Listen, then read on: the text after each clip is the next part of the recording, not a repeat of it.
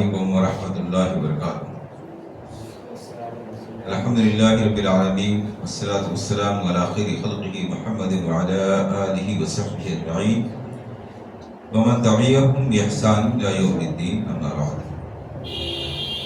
اعوذ باللہ من الشیطان الرجیم، بسم اللہ الرحمن الرحیم۔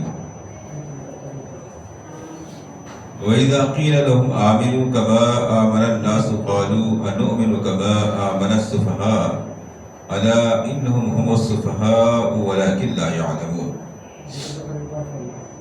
رب اشرح لي صدری ويسر لي أمري واحلل عقدة من لساني يفقهوا قولي۔ تمام قسم کی تعریفات و توصیفات اللہ وحدہ لا شریک کے شایان شان ہے، جس نے ہم سب کی ہدایت کے لیے قرآن کریم کو نازل فرمایا اور بے شمار درود و سلام نازل ہو اس کے تمام انبیاء اور رسول پر، خصوصاً اس کے آخری نبی رسول جناب محمد رسول اللہ صلی اللہ علیہ وسلم پر، جس نے عملی اور علمی دونوں لحاظ سے قرآن کریم کی تشریح، توضیح اور تفسیر فرمائی۔ محترم سامعین اور معزز خواتین، تذکرہ چل رہا تھا منافقین کا۔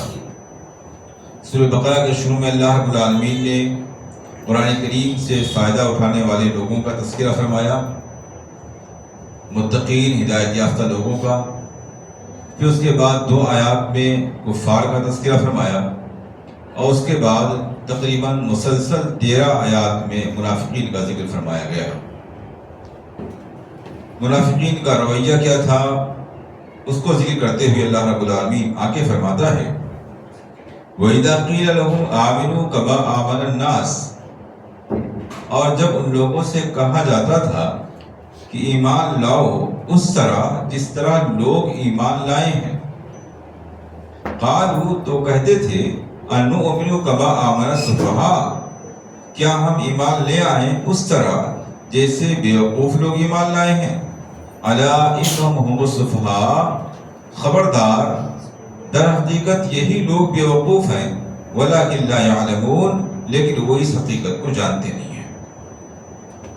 اس آیت کریمہ سے 2 باتیں معلوم ہوئی، اہم بات۔ پہلی بات تو یہ کہ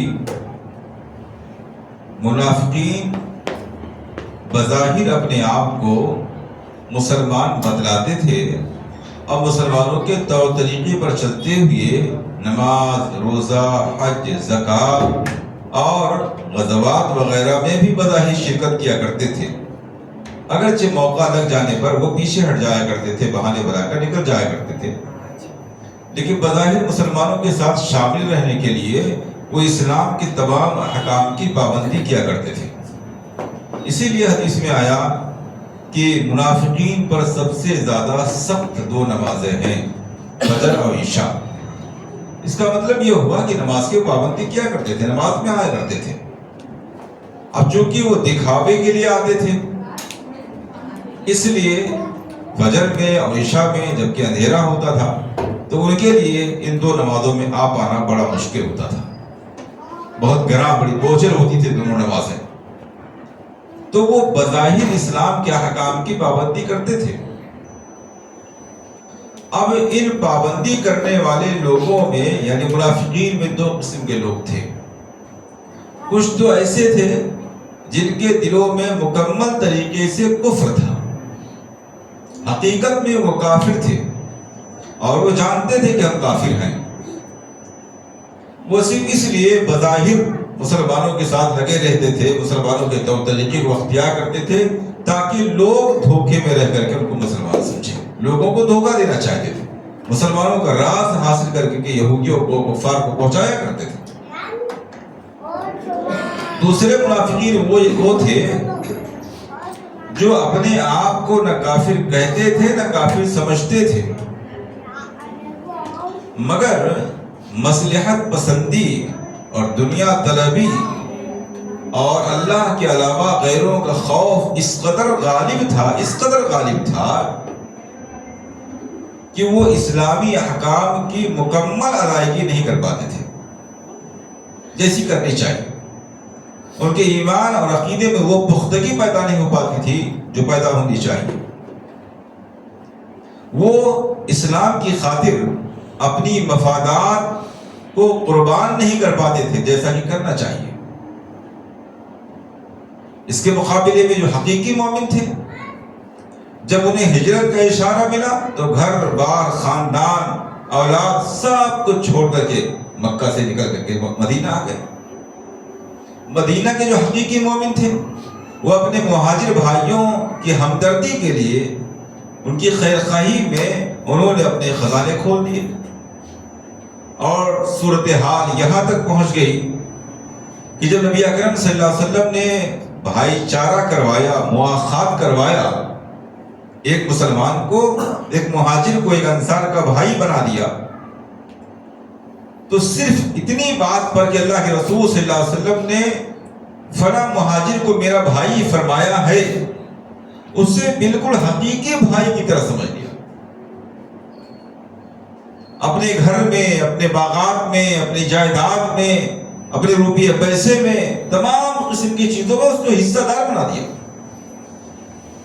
یہاں تک کہ وہ عظیم مثال بھی سامنے آئی کہ جس شخص کو عبد الرحمن ابن عوف رضی اللہ تعالیٰ عنہ کا بھائی بنایا گیا تھا، وہ عبد الرحمن ابن عوف رضی اللہ تعالیٰ عنہ کو اپنے گھر لے کر کے گیا، اور گھر، مکان، جائیداد، باغات سب دکھانے کے بعد اس نے کہا کہ یہ میری 2 بیویاں ہیں، ان دونوں بیویوں میں سے جس بیوی کو آپ پسند کریں میں اس کو طلاق دے دوں، وہ عدت پوری کر لے اور آپ اسے نکاح کر لیجیے۔ معمولی قسم کی بات نہیں ہے۔ ممکن ہے کہ بیویوں سے بچے بھی رہے ہوں، ان بیویوں سے کوئی اختلاف اور انبن تو تھی نہیں، مگر صرف اس بنیاد پر کہ میرے بھائی کو جہاں تمام قسم کی چیزوں کی ضرورت ہے وہاں ایک بیوی کی بھی ضرورت ہے، وہ کہاں ڈھونڈنے جائے گا، میں اپنی ایک بیوی دینے کو تیار ہوں۔ یہ مہاجرین کی خودداری تھی کہ انہوں نے اس موقع سے فائدہ نہیں اٹھایا، بلکہ عبد الرحمن بن عوف رضی اللہ تعالیٰ نے کہا کہ میں تاجر آدمی ہوں، مجھے تجارت گاہ، مجھے منڈی دکھا دیجئے، میں بزنس کروں گا، اللہ رب العالمین آپ کے کاروبار میں برکت دے، میں ان چیزوں سے فائدہ اٹھاتے ہوئے آپ کا ڈیوائڈ نہیں کروں گا، بانٹوں گا نہیں۔ لیکن بہرحال اپنی طرف سے انصار نے قربانی دی۔ جب انصار نبی اکرم صلی اللہ علیہ وسلم کو مدینہ لے کر کے آئے تو طے یہ ہوا تھا کہ ہم اپنی جان اور مال کے ذریعہ اور اپنی تلواروں کے ذریعہ آپ کی ویسے ہی حفاظت کریں گے جسے اپنے بچوں کی کرتے ہیں، یعنی مدینے پر اگر کوئی اٹیک کرے گا، حملہ کرے گا تو ہم ڈیفینس میں کھڑے رہیں گے۔ لیکن ایک ہی سال کے بعد غزوہ بدر پیش آ گئے، اور اللہ کے رسول صلی اللہ علیہ وسلم جب 300 صحابہ کو لے کر کے باہر نکلے، ارادہ یہ تھا کہ ابو سفیان جو قافلہ لے کر کے جا رہا ہے اس کا سامان چھین لیا جائے گا تاکہ کفار کمزور ہو جائے، ڈر جائے۔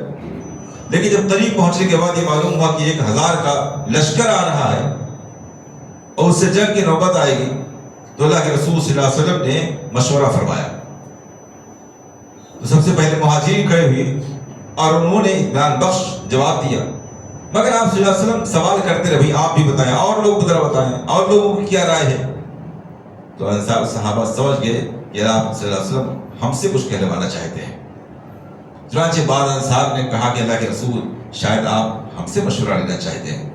کہا ہاں، کیوں آپ سے مشورہ لینا چاہتے ہیں؟ اس لیے کہ آپ سے یہ طے نہیں تھا کہ ہم مدینہ سے باہر نکل کر کے اسلام کے لیے جنگ کریں گے، اب ہم باہر نکل کے آئے، اس لیے ہم جاننا چاہتے ہیں آپ کی رائے اب کیا ہے؟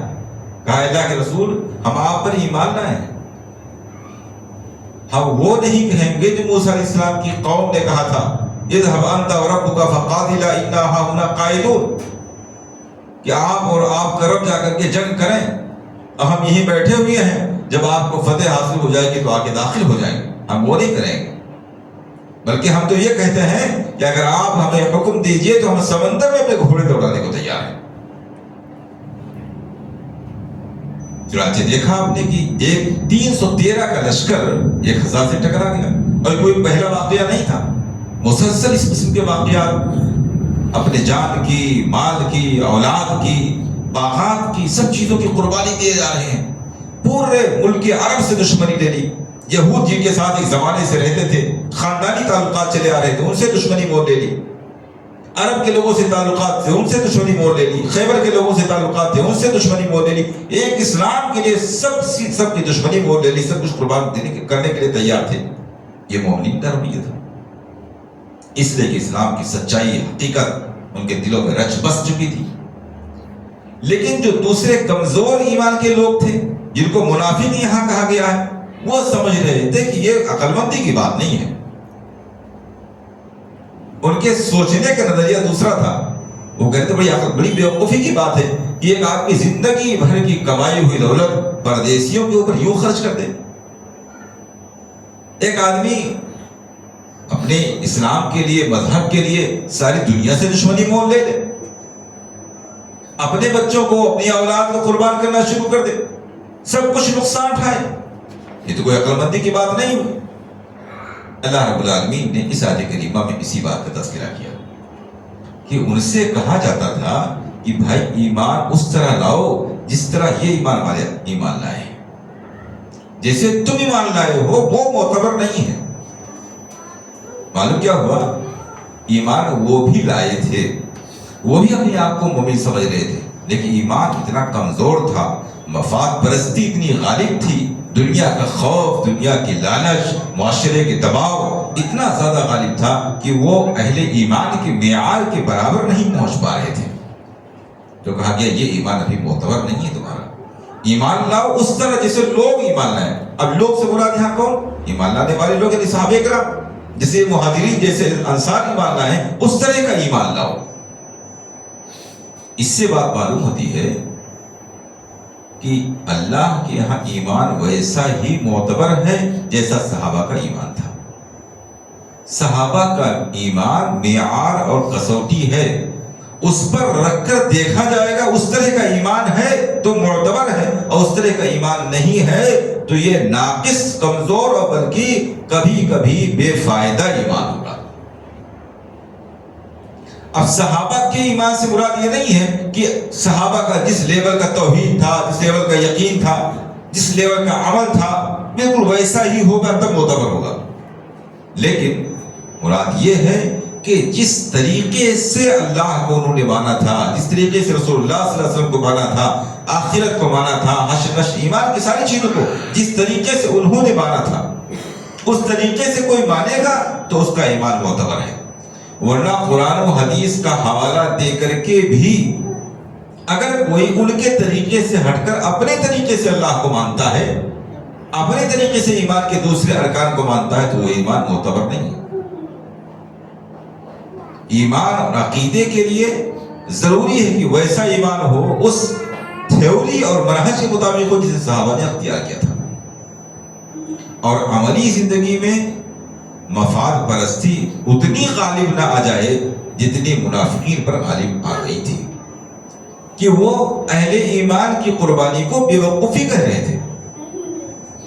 آج بدقسمتی سے ہمارے بھی حالات ایسے ہی ہیں کہ جو آدمی دین کے لیے سب کچھ قربان کر دے اس کو ہم عقل مند نہیں سمجھتے۔ عقل مند اس کو سمجھتے ہیں جو اپنے تمام تر مفادات کو سامنے رکھنے کے بعد کوئی کام کرتا ہے، کسی چیز پہ کوئی ضرب نہ پڑنے پڑے، نقصان نہ آنے پائے، اور اس کے ساتھ ساتھ کچھ تھوڑی بہت دین کی خدمت ہو جائے۔ یعنی پہلے ترجیح اس کی ہوتی ہے اپنے فائدے پر، اپنے فائدے کو سیو کر لینے کے بعد میں اگر کچھ کر سکتا ہے تو ٹھیک ہے، اگر اس کو لگ رہا ہے کہ کچھ کرنے سے، حق کی آواز اٹھانے سے، حق کے لیے قربانی دینے سے اپنے مفادات پہ ضرب پڑنے لگے گی تو خاموش ہو کے بیٹھ جاتا ہے اور اس کو مصلحت کا، حکمت کا اور مجبوریوں کا نام دینا شروع کر دیتا ہے۔ تو کہا گیا اذا قیل لهم آمنوا كما آمن الناس، صحابہ کا ایمان معیار ہے۔ اسی لیے اللہ رب العالمین نے ارشاد فرمایا فَإِنْ آمَنُوا بِمِثْلِ مَا آمَنْتُمْ بِهِ فَقَدِ اهْتَدَوْا وَإِنْ تَوَلَّوْا فَإِنَّهُمْ فِي شِقَاقٍ، اگر لوگ ایمان لے آئیں اس طرح جیسے کہ اے صحابہ تم ایمان لائے ہو، تب تو وہ ہدایت پر ہیں۔ وَإِنْ تَوَلَّوْا، اگر پیٹ پھیر جائیں، چہرہ موڑ لیں، اس طرح ایمان نہ لائیں، فَإِنَّهُمْ فِي شِقَاقٍ، تو وہ حق کے راستے کو چھوڑ کر ایک دوسرے ہی راستے پر چل رہے ہیں تمام معاملات میں۔ اور صحابہ کے منہج پر ایمان لانے کا نام ہی سلفیت ہے۔ سلفیت کا معنی یہی ہے، سلفیت سلف سے بنا ہے، سلف سے مراد صحابہ، یعنی قرآن اور حدیث کو، دین کو ویسے ہی سمجھنا جیسے کہ صحابہ نے سمجھا تھا، بغیر کسی کی تقلید کیے ہوئے قرآن و سنت کو احادیث کی روشنی میں سمجھنا، یہ سلفیت ہے۔ اور اسی لیے اگر صحابہ کا کسی مسئلے پر اتفاق ہو جائے، کسی مسئلے پر اتفاق ہو جائے، بفرض محال قرآن کریم کی کوئی آیت اس کے خلاف بھی ہم کو مل رہی ہے، تب بھی صحابہ کا عمل آگے ہوگا، قرآن کی آیت پیچھے رہے گی۔ یہ حیرانی کی بات ہے۔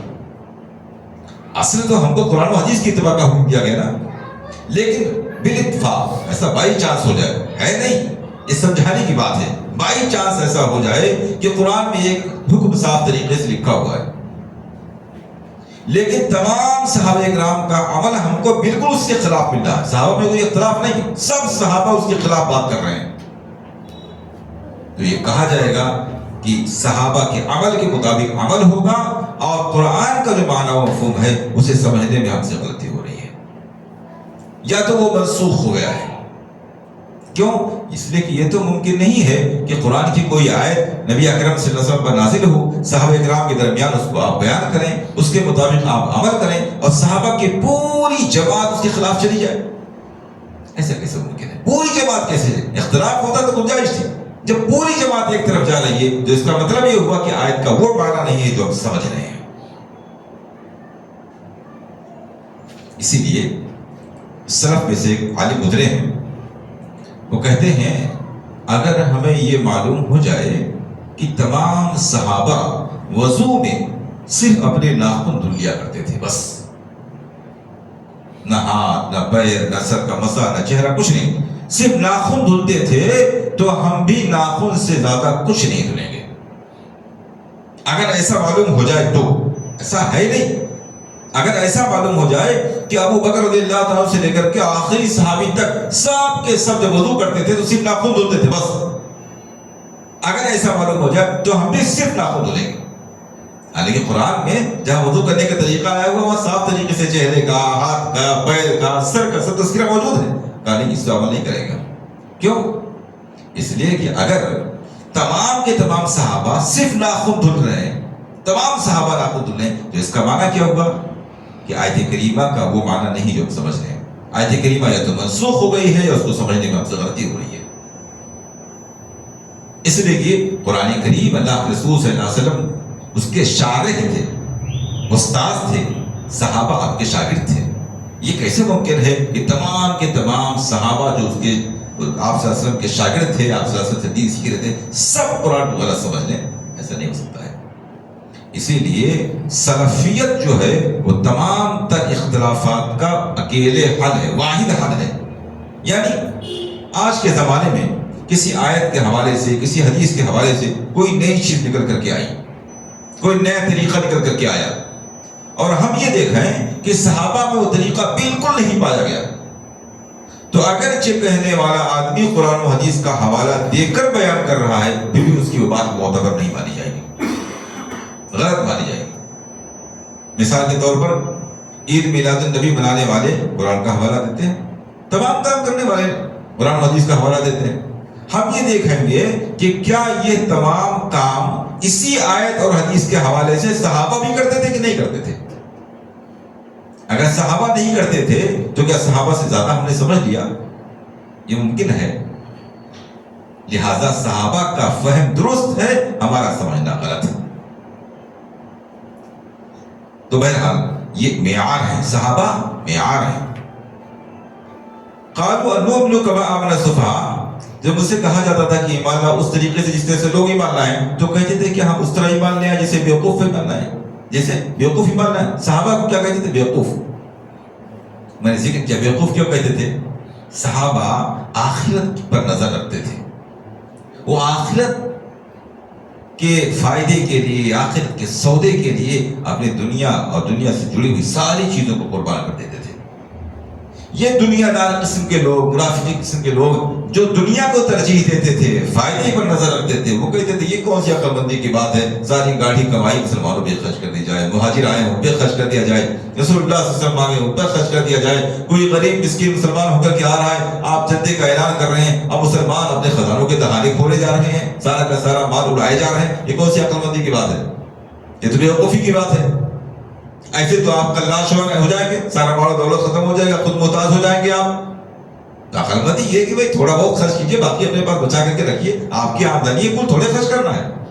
لیکن وہاں صحابہ کا معیار کچھ اور تھا، تو کہتے ہیں یہ بیوقوف جیسے ایمان لائے، اس سے ہم ایمان لائیں، یعنی وہ اپنے آپ کو عقل مند سمجھتے تھے۔ اللہ تعالیٰ جواب میں فرماتا ہے الا انہم السفہاء، اس بات کو خوب سمجھ لو کہ ایسا سوچنے والے لوگ